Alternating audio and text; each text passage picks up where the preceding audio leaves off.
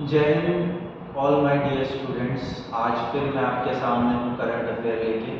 और बेसिकली मैं उम्मीद करता हूँ आपको कुछ नॉलेज गेन हो रहा होगा इस करंट अफेयर सीरीज से। और बस आपसे एक ही रिक्वेस्ट है, आप ज़्यादा से ज़्यादा इस फैमिली को बड़ा करने की कोशिश करिए, क्योंकि कहीं ना कहीं ये मेरे मोटिवेशन का स्रोत है। अगर मुझे मोटिवेशन मिलता रहेगा तो मैं आपके लिए बहुत अच्छे कंटेंट लेके आऊँगा। और मेरा ये मानना है कि आपको जब नॉलेज मिल रहा है तो आप नॉलेज को स्प्रेड कीजिए। दुनिया में मात्र एक ऐसी चीज़ है जो कि कभी कम नहीं होती, और वो है नॉलेज। जितना ज़्यादा आप स्प्रेड करोगे उतना ज़्यादा लोगों तक चीज़ें फैलेगी, ठीक है। और इस हार्ड वर्क को आप एज अ शेयर और अपने फ्रेंड तक पहुंचाने का काम करेंगे। आपको पता है बहुत हार्ड वर्क लगता है पीपीटीज बनाने में, ठीक है। तो NDA defence exam by Rohit sir, और आज का जो कोटेशन है बहुत प्यारा लगा मुझे, और इसलिए मैं आपके सामने लेके आया हूँ। Success occur when you are dreams. अगर आपका कोई सपना है तभी तो सक्सेस मिलेगी ना। अगर आपका कोई सपना ही नहीं है तो सक्सेस कैसे मिलेगी? आगे सुनिए। Success occur when your dreams gate bigger than your excuse. Basically आज के टाइम पीरियड में बच्चों के पास पेशेंस नहीं है, ये मैंने नोटिस किया, क्योंकि मैंने देखा है उनको हर चीज फास्ट फॉरवर्ड में चाहिए। अगर आप पेशेंस नहीं रखोगे, आपके पास सबूरी नहीं होगी, तो उसका नेगेटिव इम्पैक्ट आपके सक्सेस पे डेफिनेटली पड़ेगा। क्योंकि सक्सेस ही एक मात्र रास्ता है, और सक्सेस ही एक वे है जो कि आपको पेशेंस से मिलेगा। अगर आपके पास पेशेंस नहीं है तो आपको सक्सेस नहीं मिल सकता है पर टेम्परेरी। और कोई चीज आपको टेम्परेरी चाहिए तो बेसिकली आप जा सकते हैं, ठीक है। तो अगर आपको सक्सेस चाहिए तो उसके लिए आपको ड्रीम देखना पड़ेगा, और ड्रीम कैसा होना चाहिए? एक्सक्यूज से बड़ा। हमारे दिन ब दिन लाइफ में हम लोग इतने एक्सक्यूज देते हैं, जैसे कि क्लासरूम में सर पढ़ा रहे हैं, सर ये हो रहा है, सर हम थोड़े से लेट हो गए। देखो, टाइम मैनेजमेंट जब तक आप करना नहीं सीखोगे तो डिफेंस में आप कैसे सोच सकते हो कि आप अपना करियर बना सकते हो? क्योंकि डिफेंस एकमात्र ऐसी जगह है जहां मुझे लगता है टाइम का बहुत ज्यादा इंपॉर्टेंस है, ठीक है। तो एक्सक्यूज देना बंद कीजिए, और कहीं ना कहीं समझिए कि एक्सक्यूज अगर आप दोगे तो आप सक्सेस तक नहीं पहुंच पाओगे, ठीक है। आगे बढ़े। अब आगे बढ़ते ये मेरा डिटेल है। My name is Rohit रानवे, experience 6+ year का हो चुका है। Geography, history and polity, experience in defence exam and UPSC series. आपको एक चीज बोलना चाहूंगा मैं, कोई बच्चा जो कि मुझसे हिस्ट्री, पॉलिटी जिसे हम कॉन्स्टिट्यूशन ऑफ इंडिया बोलते हैं, और ज्योग्राफी NCERT पढ़ना चाहता है 10th, 11th और 12th। अगर NCERT पढ़ना चाहता है 10th, 11th, 12th का, तो बेसिकली मुझसे कनेक्ट हो जाइए और मुझसे जुड़िए। तो आप अगर ऑफलाइन पढ़ना चाहते हैं तो प्लीज हमारी ब्रांच में विजिट करिएगा, ओम फिनिक्स लर्निंग एकेडमी, ओपला। और मैं आपको बहुत ही शानदार तरीके से एक्सप्लेन करके दूंगा ये सब चीजें, और वो भी बहुत मिनिमम फीस में, बहुत ही मिनिमम, जो कि आप अफोर्ड कर पाओ, ठीक है। और मैं बोल रहा हूँ आपको, इस चीज की गारंटी मैं दे रहा हूँ कि मिनिमम फीस मेरी गारंटी है। आप मेरा नाम लेके आइएगा, आपको एडमिशन मिनिमम फीस में मिलेगा, ठीक है। और मुझसे जुड़ सकते हो मेरे मेल आईडी पे रानवे रोहित 0@gmail.com, ठीक है। तो जिस भी बच्चे को जो 10th, 11th NCERT पढ़ना चाहता है, जो कि CBSE पैटर्न में, मैं आपको मिनिमम से मिनिमम अमाउंट में आपको कोर्स कंप्लीट करवा के दूंगा, और मेरा ये आपसे वादा है कि मैं जरूर करवा के दूंगा, ठीक है। तो मुझसे जल्द से जल्द जुड़िए, और जो भी मुझसे हेल्प हो डेफिनेटली मैं करूंगा, ठीक है। आगे बढ़े। ये हमारा फाउंडेशन कोर्स जो कि एनडीए के लिए है, एनडीए स्पेशल फोकस स्टडी है। करंट अफेयर में कवर करवा रहा हूँ, पर्सनल मेंटरशिप में खुद दूंगा, अपने अपने रिलेवेंट सब्जेक्ट में अलग अलग टीचर देंगे, पीडीएफ और नोट्स भी आपको मिलेंगे और 6 to 8 आवर स्टडी प्लान होगा। देखिए कंप्लीट एनसीईआरटी का फोकस चल रहा है, एनसीईआरटी के बेसिस पे हम लोग काम करेंगे। और जल्द से जल्द इस टेलीग्राम ग्रुप से ज्वाइन हो जाइए। मैं आपको बता दूं इसका पीडीएफ, जो कि ये पीडीएफ है, ये आपको टेलीग्राम पे मिलेगा, पीडीएफ और क्वेश्चंस जो कि एनडीए और एनसीईआरटी के क्वेश्चंस है वो आपको यहीं मिलेंगे, कहाँ, टेलीग्राम पे। ठीक है, तो आपको यहाँ समझ में आ गई होगी चीजें कि आपके लिए कितना इंपॉर्टेंट हो सकता है। आगे बढ़े, चलो सबसे पहले मोदी जी का एक हम बोल सकते हैं स्कीम थी, वो स्कीम का नाम क्या है, एस्पिरेशनल डिस्ट्रिक्ट प्रोग्राम। इसमें क्या है, इट वाज लॉन्च 2018, कब लॉन्च किया गया था, 2018। Aim transforming district that has been show relatively lesser progress in the social area.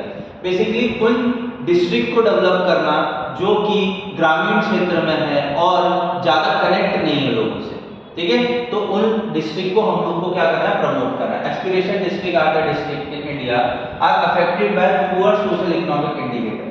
Basically जिनका मतलब बोल सकते हैं सोशल कंडीशन इकोनॉमिक डेवलपमेंट नहीं हुआ है, बेसिकली वो पिछड़ा रह गया है डिस्ट्रिक्ट। बेसिकली हमारे यहाँ 750 से ज्यादा डिस्ट्रिक्ट,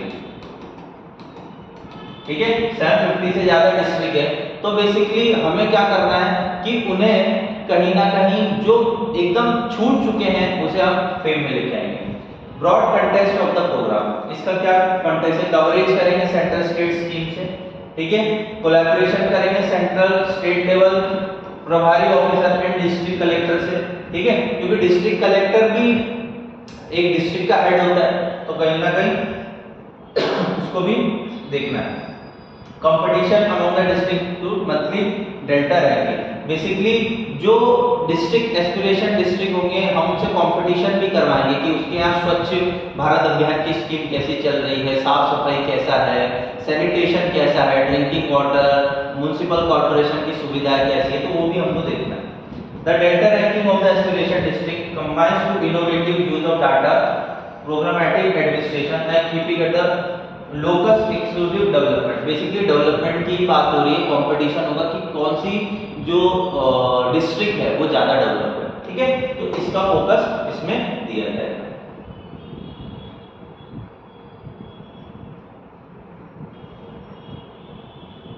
ठीक है, नेक्स्ट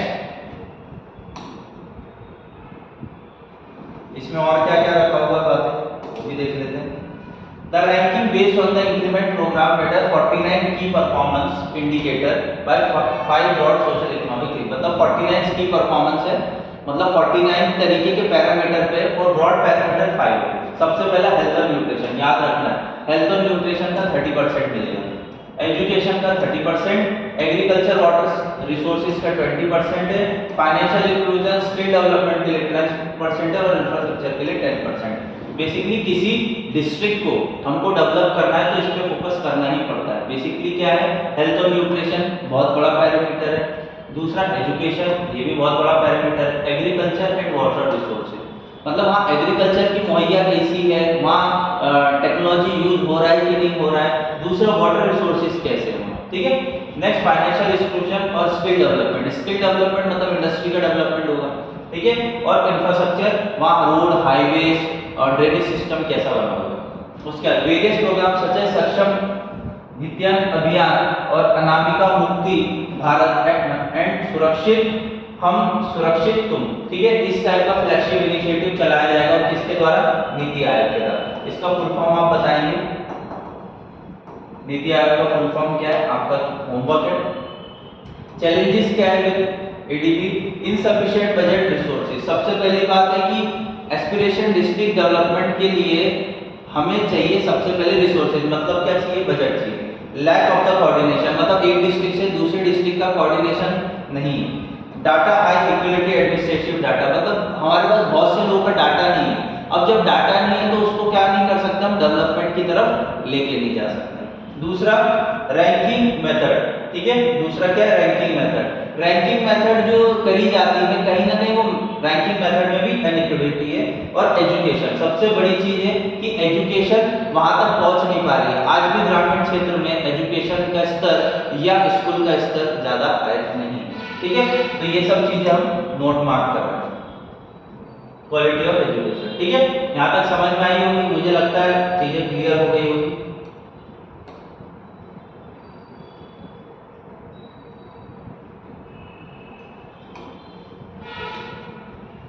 नेक्स्ट आ जाते हैं रेड इंक अवार्ड। ये बहुत इंपॉर्टेंट है, आज के न्यूज़पेपर में था। The Indian Express Saturday won the award of categorize of red ink award excellence in the journalism. ये अवार्ड किस लिए दिया जाता है, आपसे क्वेश्चन क्या पूछा जाएगा आने वाले एनडीए एग्जाम में कि रेड इंक अवार्ड किस में दिया जाता है, जर्नलिज्म में दिया जाता है, ठीक है। और कहाँ दिया था, मुंबई में मिला था। Neeraj Chaudhary contributor editor of Indian Express giving the lifetime achievement award. किसको मिला है, नीरज चौधरी को लाइफ टाइम अचीवमेंट अवार्ड मिला है, किसके अंदर, रेड इंक अवार्ड के अंदर। Freedom fighter GC Parrikar give awards as a tribute for the work in the social reform at 100 year. अब आप सोचते होंगे सोशल रिफॉर्म वर्कर जो होते हैं वो सोसाइटी में क्या ही अचीव करते थे कि इस तरीके के अवार्ड उनको मिलते हैं और सम्मानित किया जाता है और देश इससे गर्वान्वित होता है, देश को प्राउड फील होता है। क्यों, जब आप देखेंगे कि किसी तरीके के सोशल रिफॉर्म को लेके वो आगे बढ़ा है, ये क्या है, 100 ईयर जो कि इनका हो चुका है और कहीं ना कहीं उन्होंने समाज में बहुत सारे रिफॉर्म्स को चैलेंज किया है, तो हमारे लिए बहुत गर्वान्वित की बात है। Journalist of the year award joint to the Dhanya Rajendra.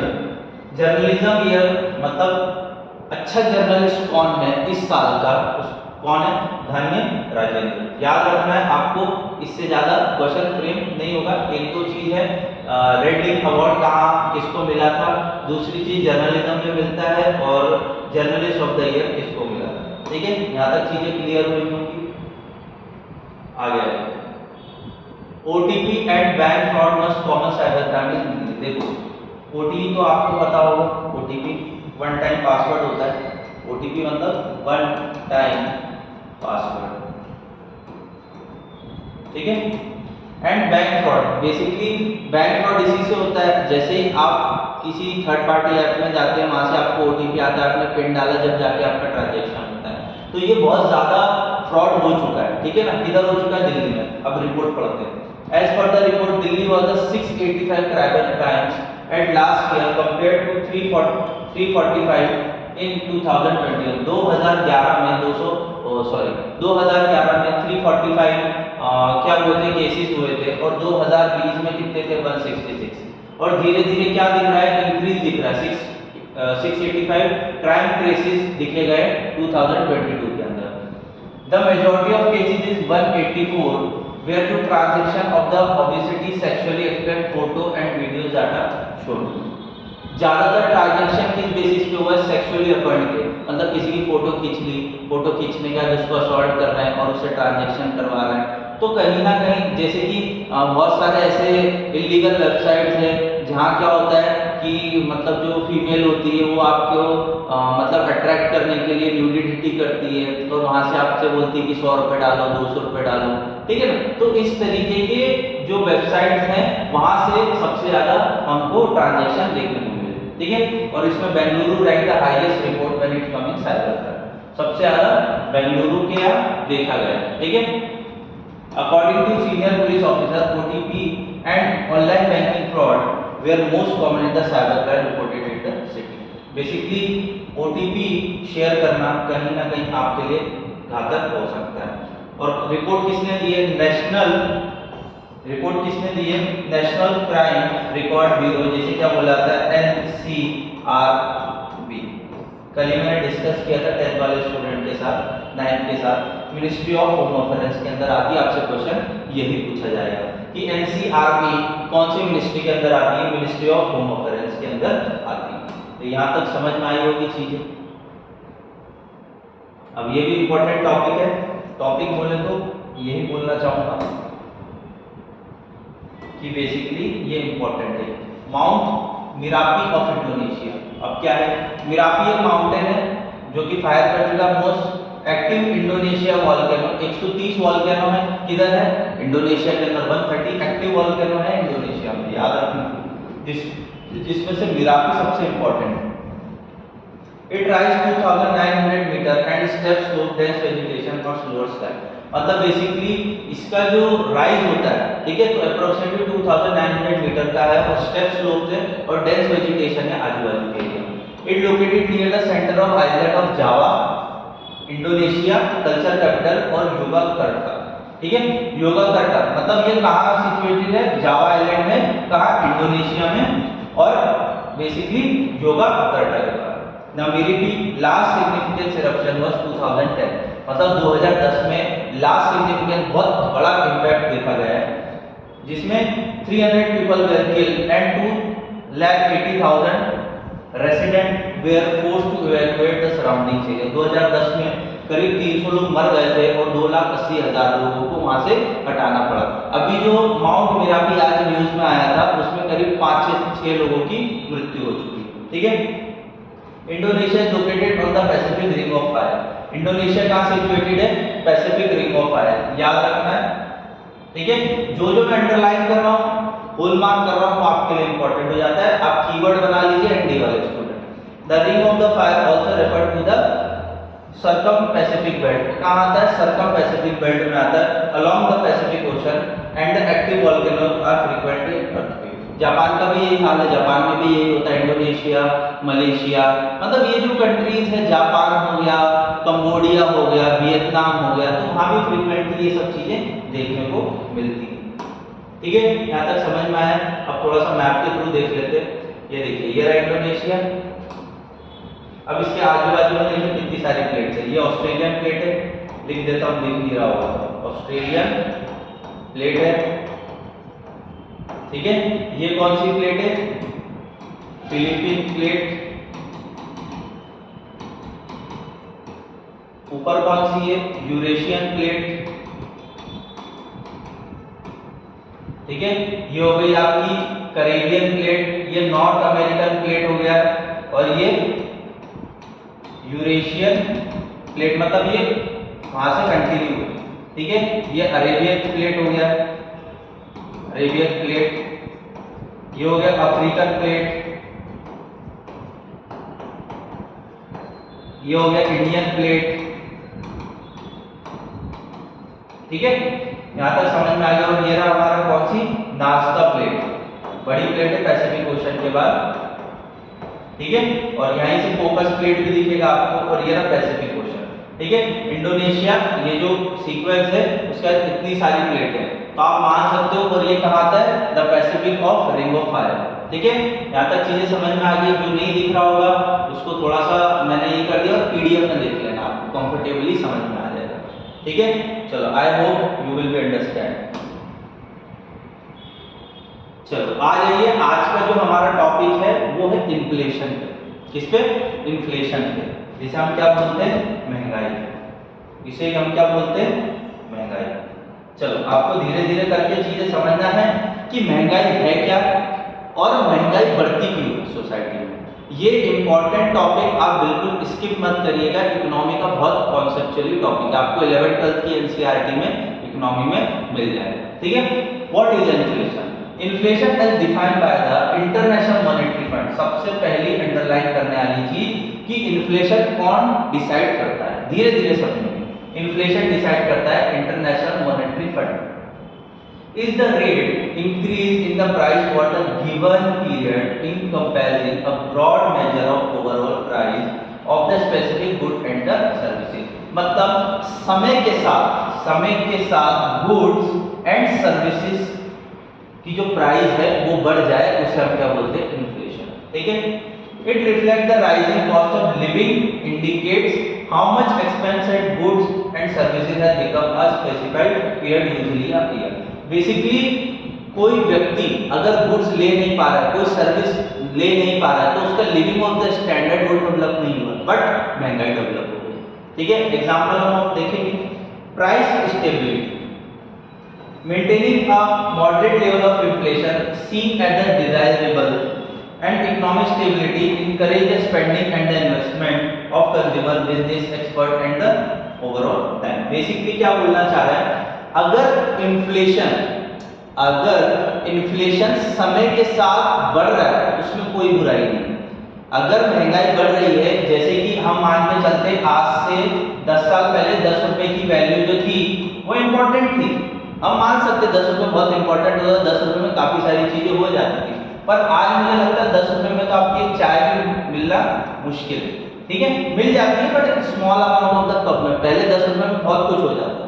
ठीक है, तो आप समझ पा रहे हो कि लोगों की इनकम तो नहीं बढ़ रही। अब जैसे हम देखें, जैसे कि अगर हम देखें तो लोगों की इनकम जो है वो तो नहीं बढ़ रही। अब जैसे किसी व्यक्ति की 12,000 रुपीज सैलरी, ठीक है, इन्फ्लेशन 2 से लेके 6% के बीच में रहना चाहिए, बट अभी का जो इन्फ्लेशन चल रहा है वो क्या चल रहा है, करीब 7% के लमसम, मतलब हाई इन्फ्लेशन चल रहा है। मतलब जो वस्तुएं हैं उसका क्या है, ज्यादा रेट चल रहा है, मार्केट में बहुत ज्यादा इन्फ्लेशन है। कुछ तो 15 दिन पहले मैंने देखा था 18 मंथ्स हो गए हैं आरबीआई इन्फ्लेशन को कंट्रोल नहीं कर पा रही। ठीक है, आरबीआई इन्फ्लेशन को कंट्रोल नहीं कर पा रही, तो मतलब 2 से लेकर 6% के बीच में इन्फ्लेशन रहना चाहिए, पर 7% हो गया। अब किसी व्यक्ति की आय महीने की 12,000 रुपए, समझना चाहिए, अगर किसी व्यक्ति की आय महीने की 12,000 रुपए है, अगर इन्फ्लेशन बढ़ रहा है, तो बेसिकली जो खर्चे होंगे वो बढ़ेंगे, बट अगर उसकी सैलरी इंक्रीमेंट नहीं हो रही, इन्फ्लेशन बढ़ रहा है, मैं मान के चलता हूँ 4% से, हर साल इन्फ्लेशन बढ़ रहा है 4% से ऑन एन एवरेज मान के चलते, और अगर उसकी सैलरी बढ़ रही है 10% से, तो इट्स अ गुड, मतलब 12,000 रुपए में अगर 10% मतलब 1,200 रुपए सैलरी बढ़ी तो कोई बुराई नहीं है, वो मैनेज कर लेगा। बट अगर सैलरी इंक्रीमेंट ना हो और इन्फ्लेशन बढ़ता जा रहा है तो ये समाज के लिए इम्पैक्ट क्रिएट कर देता है। यहां तक चीजें समझ में आई आप लोगों को? I think so you will be understand. चलो अब देख लेते हैं सेंट्रल बैंक के पॉलिसी टूल्स क्या होते हैं। ठीक है, बहुत मैं बोल रहा हूँ, पूरी कोशिश करूंगा आपको चीजें समझाने के लिए, थोड़े इकोनॉमिक्स के टर्म हैं जो आपको थोड़े समझने पड़ेंगे। Central bank policy tool, central bank such as Federal Reserve in USA में क्या बोला जाता है, फेडरल रिजर्व बैंक, और यूरोप का क्या बोला जाता है, यूरोपियन सेंट्रल बैंक। वैसे इंडिया का क्या है, Reserve Bank of India. Inflation target as a key monetary policy tool, they set target inflation rate, adjust interest rate, achieve their targets. Basically क्या होता है, मैंने आपको पहले ही बता दिया है कि फेडरल बैंक कहां का है, यूएसए का, यूरोपियन बैंक कहां का है, यूरोप का, और रिजर्व बैंक ऑफ इंडिया कहां का है, इंडिया का। ठीक है, तो ये लोग क्या करते हैं, इन्फ्लेशन को कंट्रोल करने के लिए रेट्स को क्या करते हैं, मैनेज करते हैं। इन्फ्लेशन को कंट्रोल करने के लिए रेट्स को मैनेज करते हैं, जो कि मैंने बताया 2 to 6% के बीच में रखा जाता है, जिससे कि नॉमिनल इन्फ्लेशन बढ़ रहे। जैसे कि कभी भी आप देखेंगे जो प्याज है, आलू है, टमाटर है, उनकी महंगाई रिटेल मार्केट में बढ़ जाती है। क्यों? एक तो सप्लाई वो कम हो जाती है, प्लस दूसरा महंगाई और बढ़ी हुई है। तो जब महंगाई भी बढ़ी हुई है और सप्लाई भी कम हो रही है तो क्या होता है, ब्लैक मार्केटिंग होने लगती है। ठीक है, यहाँ तक चीजें समझ में आई। रियल इंटरेस्ट रेट, ठीक है, inflation influence real interest rate which are nominal interest rate adjustable for inflation. मतलब हम क्या बोल सकते हैं, रियल इंटरेस्ट रेट वो हो सकता है जो कि इंटरेस्ट रेट के मुकाबले कहीं ना कहीं आपको नॉमिनल इंटरेस्ट के रूप में इन्फ्लेशन को दिखेगा। अब बताइए, जैसे आप होम लोन लेने जाते हैं, होम लोन लेने गए, अभी रेट ऑफ इंटरेस्ट 8% चल रहा है, बट अगर इन्फ्लेशन बढ़ गया 7% या 8% मान के चले, तो बताइए इंटरेस्ट रेट और इन्फ्लेशन दोनों बराबर है, तो इंसान सेव क्या करेगा? समझ रहे, महंगाई भी उस दर से बढ़ गई है और ब्याज भी आपको उसी दर से देना है, तो आप सोचिए ना कि कैसे आप मैनेज करोगे चीजों को। ठीक है, when inflation factor in the interest rate is provide a more accurate measure of the trust borrowing and the return of the saving। मतलब इन्फ्लेशन अगर बढ़ रहा है, ठीक है, इन्फ्लेशन बढ़ रहा है और साथ में इंटरेस्ट रेट भी बढ़ रहा है, तो कहीं ना कहीं हमारे समाज में दिक्कत क्रिएट हो सकती है। ठीक है, चलो आगे देखें। Taxation effect, inflation can effect to the real value of taxation when price rise individual में move into the higher taxation bracket leading to increase the tax revenue for the government। Basically inflation बढ़ेगा तो लोगों की कहीं ना कहीं income भी बढ़ेगी। अगर मिनिमम रेंज में अगर ज्यादा इन्फ्लेशन बढ़ेगा तो लोग क्या करेंगे, उस चीज को हटने लगेंगे। मतलब जैसे कि नमक तो है, इन्फ्लेशन का कोई इससे संबंध ही नहीं। अभी जैसे हम सॉल्ट लेते हैं, सॉल्ट अगर वो आज 20 रुपए का है, अगर वो कल 25 का भी हो जाए तो हम तो नमक उतना ही खाएंगे, सब्जी में स्वाद अनुसार ही होता है। तो इन्फ्लेशन का इससे कोई संबंध नहीं होता है, ठीक है। पर इन्फ्लेशन का कब संबंध होता है, जैसे इन्फ्लेशन बढ़ा तो उसी के साथ क्या हुआ, किसी की इनकम बढ़ी, इनकम बढ़ी तो क्या हुआ, टैक्स भी उसका बढ़ेगा। क्यों बढ़ेगा, क्योंकि इनकम बढ़ गई है ना, तो वही है टैक्स इफेक्ट में आता है, ठीक है। However tax bracket are not adjustable for inflation, मतलब टैक्स ब्रैकेट को इन्फ्लेशन के साथ एडजस्टेबल नहीं किया गया है। Bracket 3 paying higher taxation without a real increase in the income, taxation बढ़ जाता है अगर क्या होगा, इनकम उसकी सच में ना भी बढ़ी हो पर टैक्स बढ़ जाएगा, ठीक है। चीजें क्लियर हुई, मुझे लगता है समझ में आ गया।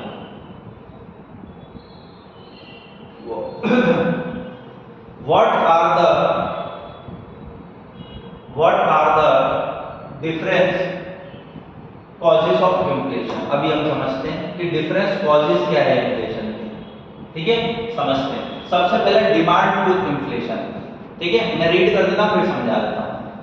occur when the demand of goods service exceed their supply, when the overall demand is economy is high and consumer are willing to pay more than the available goods and services, leading a general rise of price, ठीक है।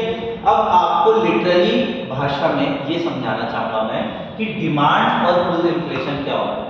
अगर basically मेरी demand है कि मैं एक 10 लाख की car खरीद सकता हूं, ठीक है, मेरी डिमांड है, और मार्केट में सप्लाई नहीं है उतनी, ठीक है, मार्केट में सप्लाई नहीं है उतनी, तो क्या हो जाएगा, वो 10 लाख की कार क्या हो जाएगी, 12 लाख रुपए की हो जाएगी। क्यों, क्योंकि डिमांड और सप्लाई रहेगा तब तक तो ठीक है, पर डिमांड ज्यादा हो और सप्लाई कम हो तो चीजों के प्राइस क्या हो जाते हैं, बढ़ जाते हैं, ठीक है।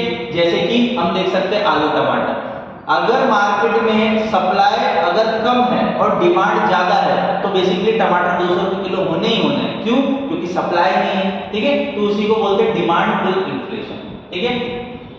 फिर आते हैं cost push inflation, is derived as increase of production cost for the goods and services. This can be caused by the factors such as increased income, increased cost of raw material or disrupted in the supply chain.